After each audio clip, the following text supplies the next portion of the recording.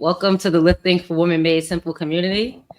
My name is Kiani, Coach Key, and today we are joined by Stephanie. She is a registered dietitian, and today we're going to talk about the common mistakes that people make when they are trying to lose weight. So, welcome, Stephanie. Let's just give everybody a background about you, where you're from, what you serve people with, and then we can get into the common mistakes. Cool. Thank you for having me. My name is Stephanie Riles. I'm a registered dietitian and mindset transformation coach. I'm the host of the Fit Figure Formula, where I help female perfectionists to beat self-sabotage and lose the weight for good.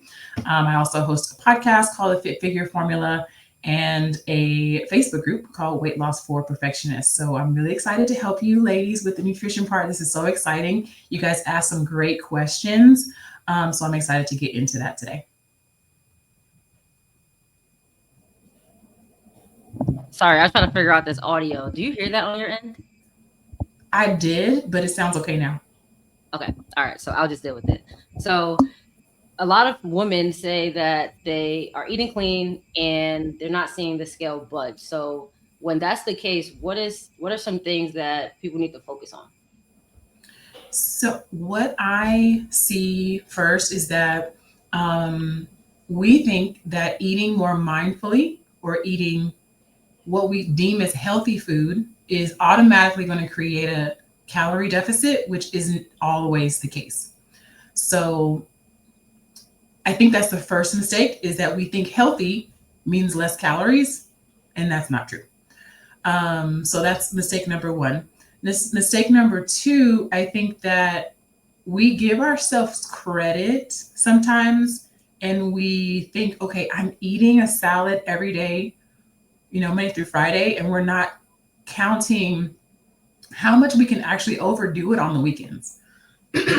So our weekend eating a lot of times is ruining our calorie deficit, even though you've been eating quote unquote clean all week. On those weekends when you're eating out and you're having an appetizer and a drink and dessert and your entree, you don't realize how many calories that is. Even if you're having something that's quote unquote healthy, when you're eating out, you're eating way more calories in a small amount of volume, which leads me to my third point too. Weekends or weekdays, I think that sometimes we think I'm not eating very much. And that means like I'm not eating very much volume. But just because you're not eating a lot of volume doesn't mean you're not eating too many calories. So you may be only eating once or twice a day, but just because you're only eating once or twice a day doesn't mean that you're actually in a calorie deficit. I tell my clients all the time, healthy fat, unhealthy fat, same amount of calories. One is just better for your heart and brain, and the other one is not. So I know a lot of my clients love avocado. We're like, ooh, yep, whole avocado. Avocado is great for you. It has a ton of calories though. So nuts as well. For those of you who just like snack on pistachios or walnuts, all of those things are really healthy for you. However, uh, you have to watch the quantity because it packs a lot of calories in a small amount of volume. So it's really just a matter of actually understanding your food, which is what I teach my clients in the Fit Figure Formula, to understand like how to have a balanced plate. And they actually end up eating more food. They're eating more volume of food, but they're actually eating less calories, which is going to help with the calorie deficit.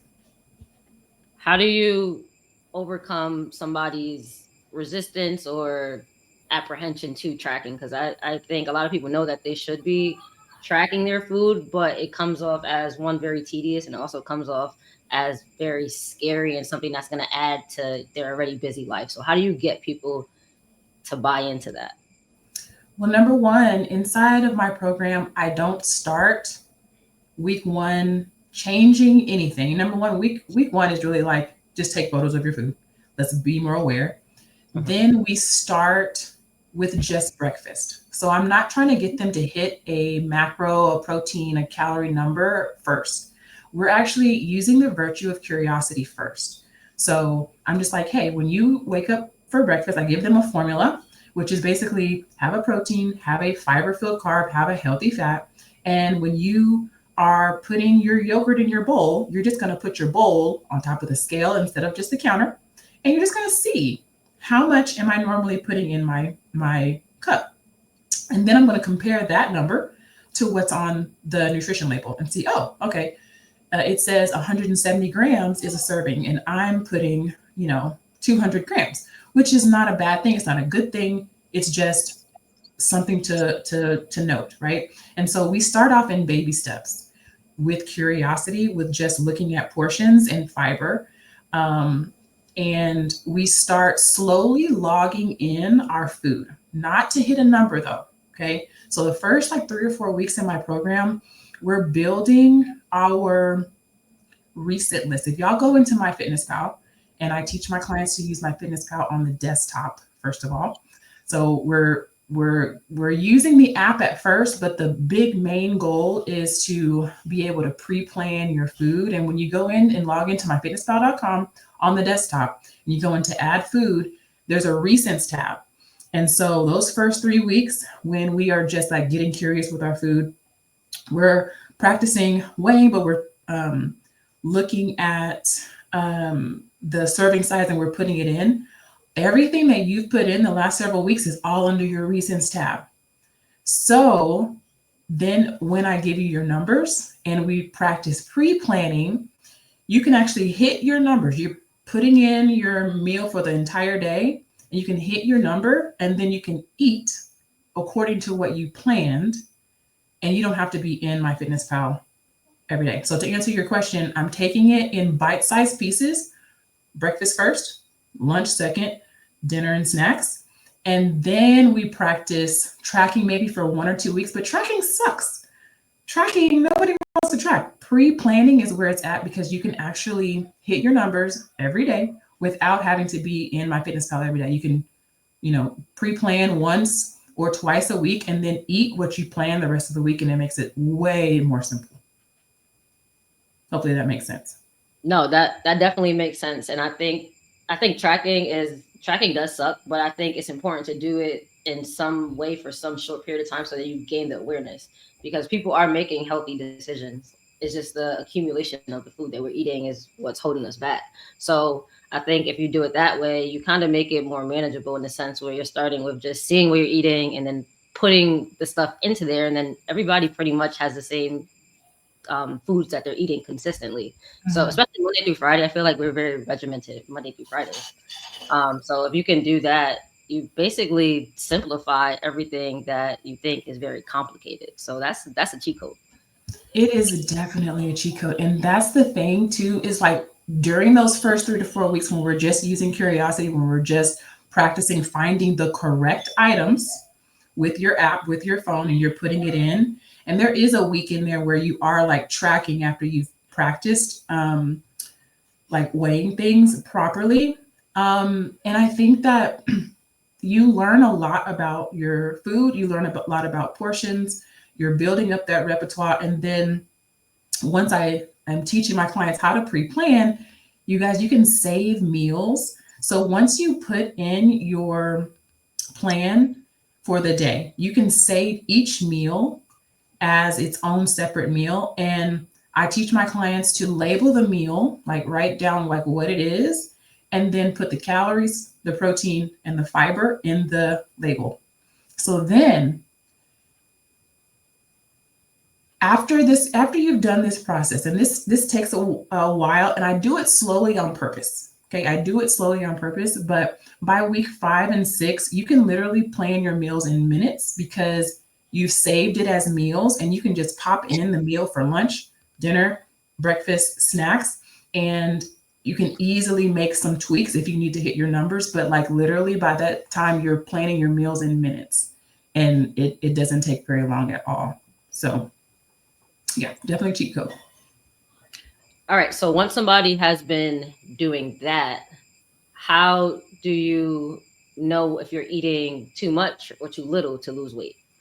So, um, one of the things I think is really important and why I start off slow is because I am able to see about how much you're already eating. Like a lot of times when folks join a program, it's like, okay, let's give you a number based off of an equation, and they do it, and then you kind of see whether or not you're losing weight or not. But I like to start out slower and say, okay, how many calories are you already eating? And so during those first 3 to 4 weeks where you're building up your repertoire, by week 4, you're doing breakfast, lunch, and dinner. Basically, you're tracking, and I can see how many calories you're already eating, and that helps me to decide what your calories and protein goal should be, because I can also see your weight trend during that time.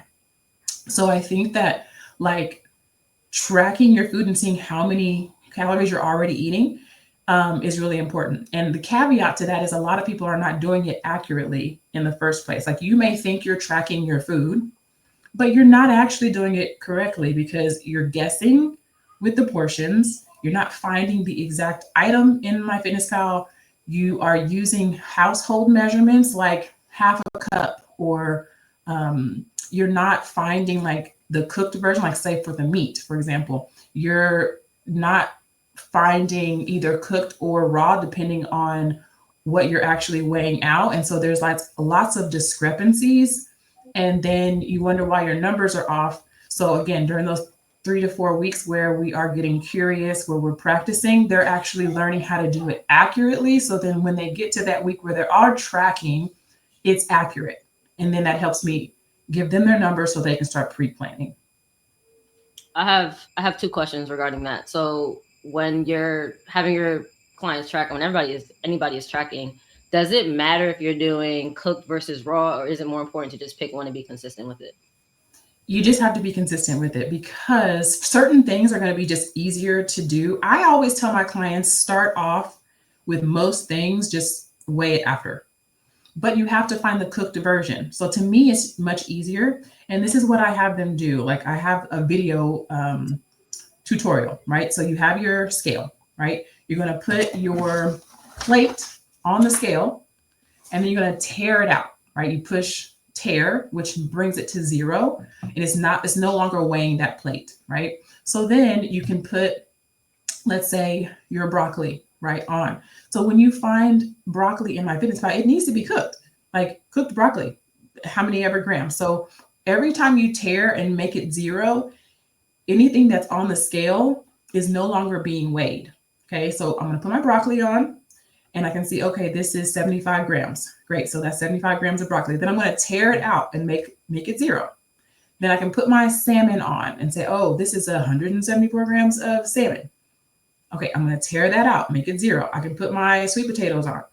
Oh, this is 50 grams of sweet potatoes, right? So you can layer it like that. I think that makes it way easier, because sometimes I feel like people are like doing it individually, not understanding that like literally you can just do the same thing, put your scale on, put your plate on, and then plate your food and tear it out in between.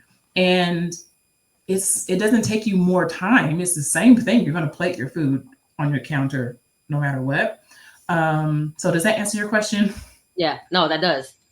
It's just I've seen questions. It just came to my mind. I've seen questions online that people inquire about whether they should.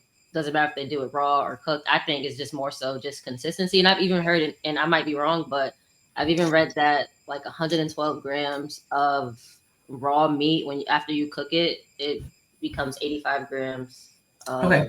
of cooked. I don't know, but Yes. No, I don't you're think it right. matters. So let me clarify that. So I think it's easier just to weigh everything after you cook it, but you just have to make sure that what you're finding in MyFitnessPal is the cooked version.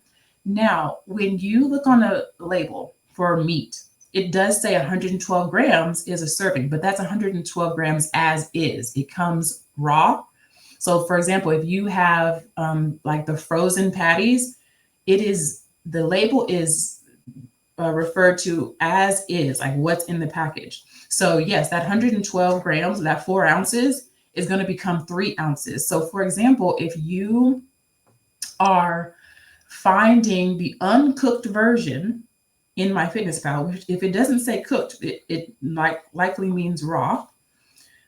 So that's the 4 ounce, or that's a 4 ounce serving. But you're actually weighing it cooked, which is actually a smaller portion. It's actually 3 ounces. You're actually eating a little bit more than what you're putting in. Right. right? Because the cooked version is shrunken down. So that's another thing. So just make sure that you, if you weigh it cooked, you find it cooked in My Fitness Pal. If you weigh it raw, find it raw in My Fitness Pal. That's the rule. Yep. Simple. And then in regards to knowing if you're losing weight, do you recommend people weigh themselves daily, weekly? What metrics are you looking at? Well, inside of my program, I have them weigh like on Wednesdays and Saturdays, and it doesn't matter what day really. Those are just the 2 days that I picked. But gold standard, I would say, would be to weigh every day and then take the average of your weight. That would be the gold standard. But I don't have my clients do that because I just feel like that's a lot. Um, and if you're really emotional around the scale, that's not probably a great idea. Um, but I have them do Wednesday, Saturday, and then I look at the trend. So I always tell my clients I need at least 3 weights to identify a trend. So if you have a weight of 180 and then your next weight is 182, in my brain, I'm not like, oh my God, she gained 2 pounds. No, I need another weight because if your next weight is 181, it's like 180, 182, 181. You're the same weight. Like to me, that's just, you're the same weight, right? Because I can weigh myself in the morning and be one way. I can weigh myself in the evening and be another. Like it doesn't mean you gained fat. So I need at least 3 weights. And so that means like 180, 182, 183. Now I'm seeing a trend, so just make sure that you're being patient and not jumping to conclusions like, oh, I lost weight or oh, I gained weight based off of 2 weights. That's not really, it's not enough information. And so I do require my clients to at least pick 2 ways to track their progress, but I give them multiple ways. We track it in body fat percentage trend, uh, measurements, progress photos, energy, quality of sleep, their self confidence, like all of those things. So I give them multiple ways to find a win. If they can get an in body testing, Google in body near me, and you can do that once a month. It's usually free. I wouldn't pay for it, but go and get an in body scan and do that before you eat and trend your body fat and stuff. But it takes a while. Just make sure that you're looking at more than just a scale. Yes, Yeah. I agree 1,000%.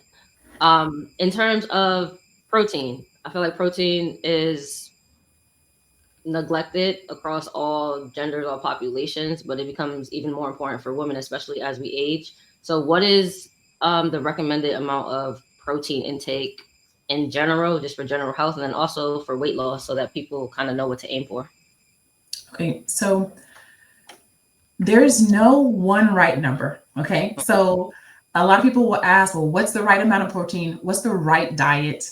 There's no one right number. Okay. So usually, if you take your weight times zero point 0.6 up to about 1 gram of protein per pound, your goal is somewhere in there. So I decide where I put my client based on their goals and also their skill level. Because there's no point in me telling you, hey, get 180 grams of protein and you're eating less than 100 grams right now. So usually, if you are far away from your goal or your ideal body weight, you would err on the side of zero point 0.6. So let's say you are 280 pounds and you multiply that times 6. I don't know what that is, but I would err on the lower end, right? So the closer you are to your goal weight, the higher it is. So anywhere between 0.6 or 0.7, 0.8, 0.9, up to 1 gram per pound. Does that make sense? Did you just do the math? What was it? 280 times 0.6 is 168. Okay, so that's still pretty high, right? Yeah. So I think that, like, It also again, depends on your weight. well, if you're 280, right? Mhm. You're 280 pounds, and then you multiply that 280 times 0.6, That's 168. So 168 grams is still, that's a lot. And so I would probably, for this person, I would err on the side of even lower than that. But what we're trying to get to is about somewhere between zero point 0.8 to 1, and that's going to change. So there's, again, no one right number. And as you lose weight, the number is going to change because now you're a smaller version of yourself. So that's why it's really hard for me to like answer the question like, well, how many should I have? It's like there's a lot of different factors that play a part in my decision of what I put. But to answer your question, zero point 0.6 to 1, if you are closer to your goal, you're going to err on the side of like 0.8, 0.9, or 1. And then if you are farther away from your goal, you're going to be on that lower end, maybe a 0.5, 0.6, 0.7 times your body weight. Yeah, I asked that question on purpose because I think people need to hear that it really is on a case by case basis. It's not like a one set number. Everybody's going to fluctuate depending on where they are and then where they progress to. Right. So how do you manage getting in enough protein without feeling overwhelmed? Because I hear 168 and I'm like, how the hell am I going to do that? That's a lot. So Right. And so most of the clients, when they first start tracking, they're at like 80, they're under 100 grams typically. So a lot of them are not eating breakfast. So that's number one, like start having more, like start earlier. Um, so if you're training your body, basically, if you've been intermittent fasting or you just haven't been eating breakfast or you're drinking coffee, which is like a natural appetite suppressant, it's hot, like hot foods are appetite suppressing. You are training your body not to have breakfast. And it's just a matter of starting to train your body to be more hungry. Hunger is actually a good sign. So if I have a client who hasn't been eating breakfast, I'm like, okay, let's start having something like semi-solid, something liquid. Let's start training our body, like have a handful of nuts, like let's start having something roughly 2 to 3 hours after you wake up. Okay. And so over time, that volume will increase as you walk, as you strength train, you start to get a little bit hungrier. And so we start to build that out into a meal. That's automatically going to help you get a little bit more protein because you're having another meal time. Number two, you want to make sure that you have a protein at every single meal and snack. That's going to help. So it's okay to have an apple for snack, but it's better if you have an apple and some beef jerky or an apple and some Greek yogurt, right? So the two meals that a lot of my clients struggle with getting protein is breakfast and snacks. So that's another thing. And then also looking at your food items that are not necessarily like high protein, but looking for them in the high protein version. So for example, bread, pasta, even like eating more egg whites instead of just whole eggs, so that because the egg white is what has the protein, and just swapping that out. Like the Banza pasta has like I think 20 grams for like 2 ounces of a serving. Or my favorite beef jerky is Strive, and I think it has like maybe 16 grams per like 1 ounce or 1.5 ounce, whatever the serving size is. So you just have to be strategic. Like you don't have to eat a lot more meat, but you can compare brands at the store. And even those items that are not necessarily protein, like oatmeal, they have protein oatmeal now that have a little bit more protein. You can get to 30 grams very quickly doing that just by having, just swapping out what you're already eating, your regular oatmeal for some protein oatmeal. And then don't forget liquid, even if it's just milk. I like Fairlife milk. I drink the chocolate version because I don't like regular white milk, but that has like, I want to say 13 grams. I can't remember, but I think it's like 10 or 11. something. It's more than regular milk. It is. And to me, it tastes the best. So I always don't eat stuff that you don't like. But adding in a liquid, it doesn't even have to be a protein shake necessarily, but don't forget the liquid with your food. doing any combination of those is automatically going to help you increase your protein. Yeah, a lot of this just comes down to preparation and learning, kind Planning. of planning. Yes. Yes. Yes. And somebody just asked the question, so I'll just ask it now because it pertains to what you're talking about. Somebody asked, what are your thoughts on protein bars and protein drinks? So basically, protein supplements on the go. Yeah, I think it's fine. Like, I buy Fairlife protein shakes pretty much every week, just so if I'm in a hurry, usually I'll have one before the gym because I don't necessarily like to take time to like cook a breakfast or whatever. I'll usually grab one of those on the go. I think it's a fine way to supplement or to have a snack. I think what I try to make sure that my clients understand is how to put together their meal with or without supplements. And the easiest way to do that is on the desktop version of MyFitnessPal so that you can see all of the numbers, the protein, carbs, fat, the fiber, and sugar, and make sure that you understand that, oh, if I add in nuts, that's not going to give me any carbs. It's going to give me more fat than protein. If I add eggs, that's going to give me fat and protein, right? So just understanding your food and being able to like put it together and see the numbers is really important. And you can supplement. I don't have a problem with that. Okay, that's perfect. Before we get into the questions that people had beforehand, what would you say is the best way for somebody to go about going through this process of tracking and then learning how to kind of go back to that intuitive eating and not having to track for the rest of their life? Oh, okay, great question. So I think of it like a bridge, and this is how I teach my clients to do it. So there's doing nothing, right? There's just like no plan, no nothing. That's not going to help you reach your goals. Then there's what I call formula meals, right? So formula meals is how I start my clients off with just like habit based, like have a protein, have a fiber filled carb, have a healthy fat, have a veggie, right? And we talk about the portion sizes. So you can be intentional about your food by just like writing it down on a piece of paper and then practicing executing what you have, right? That's one step. Then tracking, which means I'm going to eat an egg and I put it in, I eat oatmeal and I put it in. That is the next step on the bridge. So there's nothing, there's formula meals, there's tracking, and then there's pre-planning. Pre-planning is on the other side of the bridge. That is the gold standard for hitting your goals every single day. And when you pre-plan, when you actually understand how to put together your meals and you've done that over and over again, you have eaten that meal, those meals over and over again, you know what it looks like on your plate, you know what it feels like in your body to be satisfied after that meal.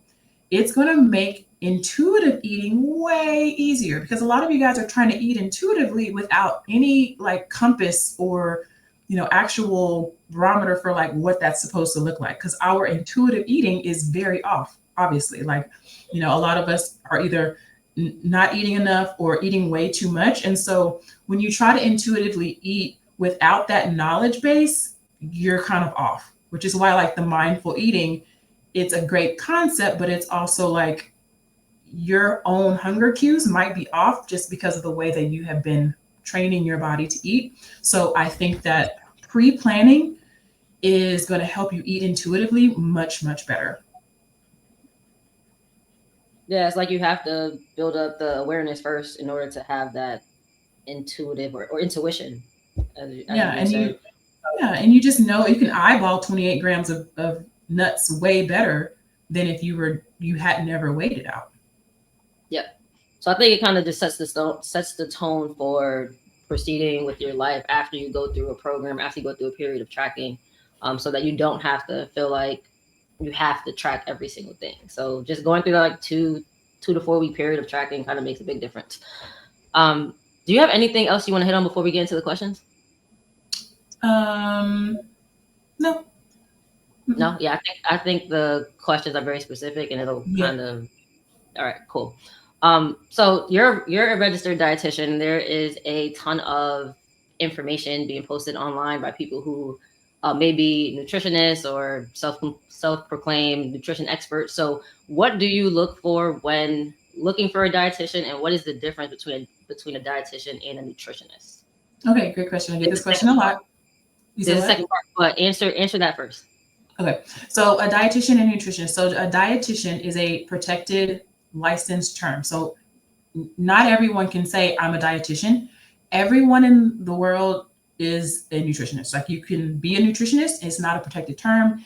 It doesn't mean you have any education, or it might mean that you have some. So a dietitian means that you have a degree, that you have passed an exam with the Academy of Nutrition and Dietetics. It means that you get your CEUs, continuing education credits, every 5 years, that you have to keep up with research, and that you have to abide by a certain code of ethics, right?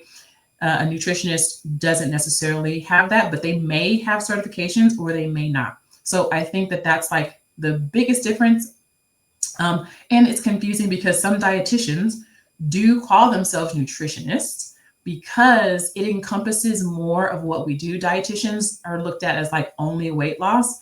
And that is very far from the truth. Most of what we do is more clinical. So nutritionist actually encompasses better like what we do. So some dietitians do call themselves nutritionists, which just makes more sense to us, but it confuses other people. But that's the main difference. But I have met plenty of nutritionists who have certifications and have gone through certain criteria, who are very knowledgeable in what they teach, but they wouldn't be able to get a job at a hospital or something like that. Like there are some jobs where you have to be a dietitian. Right. And then when it comes to looking for a dietitian and you have specific health issues like metabolic issues like diabetes, eating disorders, depression, those types of things, should you look for one versus the other? What are your thoughts on that? Yeah, I think that you have to think about, and this goes to also like if you're trying to decide what diet to do, or like how you, there's no one right way. How do you want to live your life? Start there. Like, how do you want to live your life? And then when it comes to a specific ailment that you might have that you need help with, you want somebody who obviously has a specialty in that field, because the field of dietetics is huge. You can do so many different things that have nothing to do with weight loss. And so I would just look for someone who does, if you have diabetes, you want to make sure that this person has experience working with clients who have diabetes, and that you jive. Like you have to have a good vibe, because it's not pleasant to meet with someone weekly or to have someone who's supposed to be supporting you and y'all don't have a good rapport. So that's really important. So sometimes, when you get a dietitian or a doctor or whatever, and you don't, the energy is not right, like keep looking, because I think that that's important, especially because as dietitians, I have a really close relationship with my clients. I'm meeting with them every week. We're talking about sometimes stuff that has nothing to do with food, but those life things are impacting your food and your fitness. And so just making sure that if you get a dietitian or a doctor and the energy is not right, keep looking, because I think that's also important. For sure. And then when it comes to intermittent fasting, what are your thoughts on that? And is it good to do intermittent fasting when trying to lose weight and build muscle at the same time? So kind of like a body recomposition, for example, working out at 5 a.m. and not eating until 1 p.m. Okay, so again, how do you want to live your life? If you like Exactly. breakfast, intermittent fasting, like not having food during that time, it's just like not long term. So I don't want you to do a diet. I want you to think about, how do I want to live long term? Because intermittent fasting is not required for your weight loss. It's definitely not required for building muscle. So if you think about how you want to live your life and you like breakfast and you want to eat breakfast, intermittent fasting is not required. So that's one. Number two, you have to really think about building muscle. I think about building muscle and losing weight as two separate things.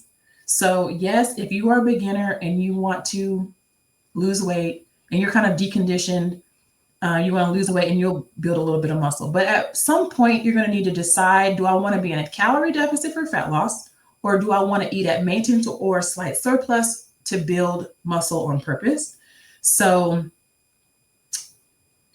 that it will inform whether or not you're going to be eating more or less. And if you're building muscle, if you're truly trying to really build muscle, you need to eat at around maintenance or a little bit of a surplus to really like build muscle. And that's going to take time, and that's going to take food, and that's going to take protein. And so that protein, going back to protein, what we talked about earlier, it's really hard to get enough protein in if you're only eating 2 meals a day, because you can only eat between, 1 and 2. Like, it's really hard to get enough protein in that short amount of window.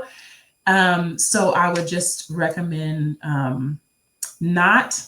I don't love the idea of trying to intermittent fast and build muscle at the same time. Like, doesn't make sense to me.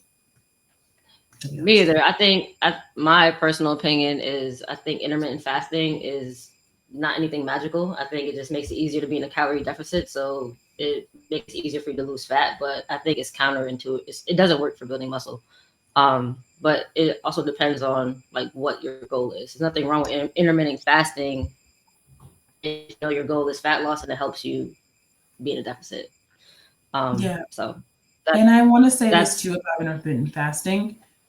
Y'all, intermittent fasting is not so much about what you're not eating.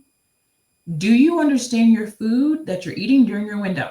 You still have to understand how much food you're eating, how much protein you're having during your window. Just because you're intermittent fast doesn't mean it negates your responsibility to understand the food that you're actually eating during your window. So some people just like cut out a meal time. Well, that's great. It might help you cut out calories, but I know plenty of people who intermittent fast who haven't lost a pound because they're still eating too many calories during their window. right. And speaking of that, that leads me to the next question that somebody asked. What's the best time to start and stop eating to have the most efficient metabolism? There's not a one stop shop for that. Like, your stomach does not have a watch on it.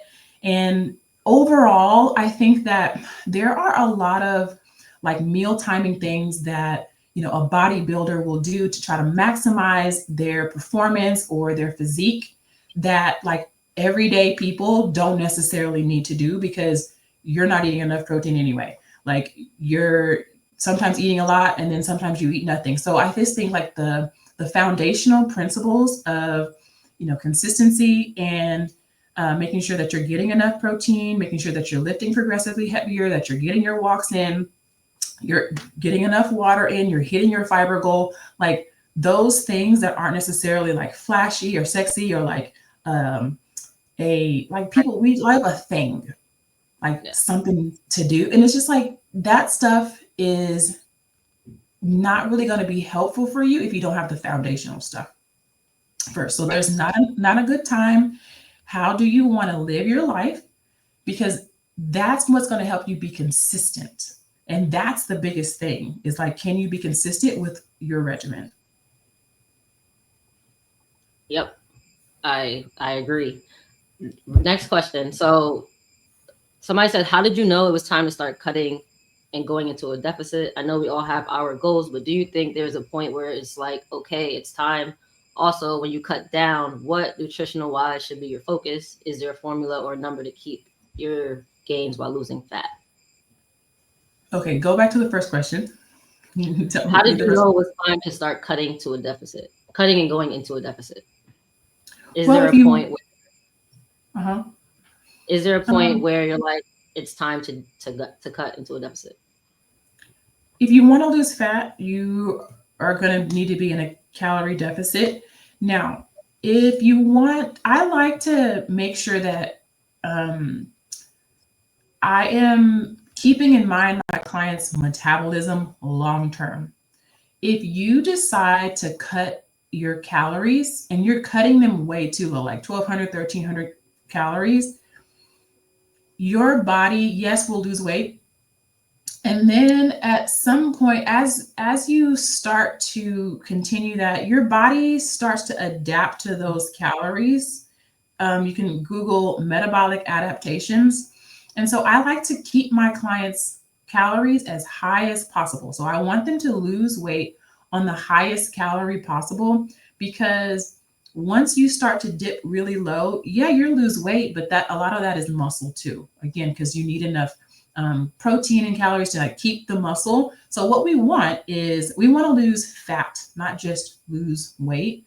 And so you don't necessarily want to just be in a deficit, be in a deficit, be in a deficit, and all year, month to month. Like you need to come back up. This is called nutrition periodization.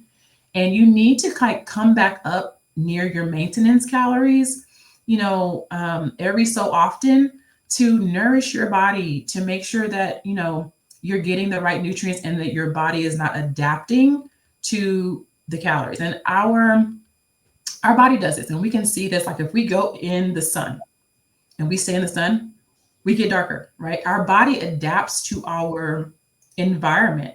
And part of that environment is how many calories are you giving your body and how much are you moving? And so your body will start to adapt to the calories that you give it, which is why, like, after a while, if you're in a deficit, you'll want to come back up into maintenance, feed your body, fuel your body, and then come back down into a deficit. That's not something that most people are doing, which is why like it's helpful to have a dietitian if you're stuck. But that is one thing. And then tell me what the second question was. When you do cut down, what nutritional wise should be your focus? Okay, so I want you to think of it. We get calories for three ways: protein, carbs, fat. Of course, alcohol, but that's another thing. Protein, carbs, fat. We're going to typically your protein is going to stay about the same. So if you're in a calorie deficit, let's say you're eating 1,600 calories, what you're cutting is typically the carbs and the fat down, and you're leaving the protein. Why? Because we want that protein to stay high. We want to be still lifting so that we're preserving our muscle as much as possible. And then when we come back up, if you are going to eat into maintenance or you're trying to go into a surplus, the two things that you're going to increase is the fat and the carbohydrates. The protein typically stays about the same. So what you want to focus on is protein-rich foods, making sure you're choosing carbohydrates that are fiber-filled. So I tell my clients 3 grams of fiber or more on the label. So if it's a whole fruit, whole vegetable, it already has fiber. If it's something like bread, waffles, English muffin, look on the back. Make sure it says 3 grams of fiber or more. I know it says whole grain on the front. Don't look at the front. Look at the back. 3 grams of fiber or more. Those are the two things that are going to fluctuate when you're trying to increase calories or decrease calories. It's going to be your fat and your carbs that are going to change. Yep. And I have 2 more questions. So carnivore and low sugar diets, can you touch on those? Can you also explain what a carnivore diet is? Okay, so I only recently heard of a carnivore diet, like maybe in these last several years, and it seems very restrictive. Like if you're just eating meat, like I don't see how you're pooping. How are you getting your fiber in? I don't get it. So I'm not a fan. I'm not gonna lie. So I think, again, how do you want to live your life? Do you want to go to a birthday party and you can't have cake because you're only eating meat? Do you want to even go through a drive-through and you can't eat, like you have to take the bun off your, I don't get it. I don't get it. So I think it's very restrictive. And then my question is like, how do you get the rest of your nutrients, like your fiber? Anecdotally, I've heard people think that it's great. I personally like fruit. I want to eat a variety of things. So I don't ever tell my clients never, like, not to have something. Everything's on the table. I teach them how to put together their meal to see if that thing fits or not. And then as far as like low carb, it's like, okay, what is your goal? With low carb? Is it you're trying to cut your carbs so that you are eating less calories? Are you in that low carb? Are you focusing on picking carbohydrates that have 3 grams of fiber or more? So I think that a lot of times when people think low carb, what we're really trying to do is either get in a calorie deficit or trying to reduce our sugar intake. And so the way that I like to talk about it is I like add talk versus subtract talk. So diets say, don't have this, don't have this, don't have this, don't have this. I like to say, add more fiber, add more water, add more lean protein. And when you focus on abundance, like all the things that you can have, and you're focused on getting in your water before you're having the soda or your lemonade, it will naturally displace the sugar. It will naturally displace the fast food. And when you're focused on getting like 25 grams or more of fiber per day, you're going to see your sugar decrease automatically, because when you're picking fiber filled carbohydrates, what you're not doing is eating a whole bunch of sugar. And that's going to make you feel just mentally better, where you're focused on what you can have versus focused on like what you can't have. And that's like the biggest mindset shift from dieting to lifestyles. Like, focus on what you can have. You can still enjoy your food. You can have treats and like plan in your treats throughout your week. Don't just save them for the weekend. You can have all the things if you're planning and you understand your food, and you're not going to feel restricted. So that's my spiel on low calorie and carnivore. Yeah, when you focus on the protein and the fiber, you feel satisfied for longer, so you're not inclined to, or you don't feel like you need to indulge in the sugars. Mhm.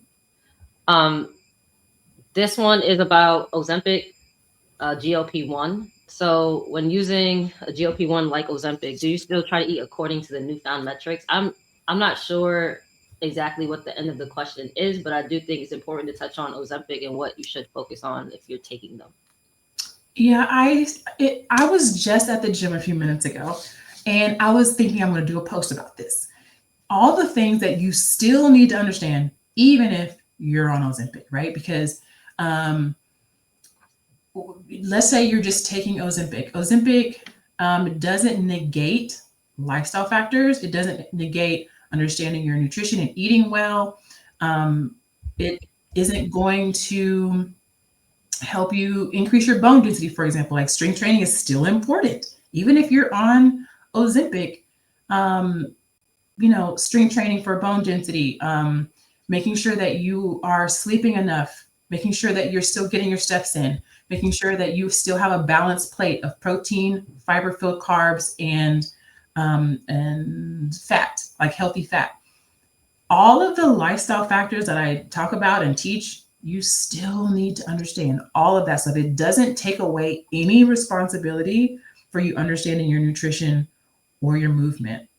So to me, it's the same, because number one, if you don't want to be on that for a lifetime, you're going to still need to understand it.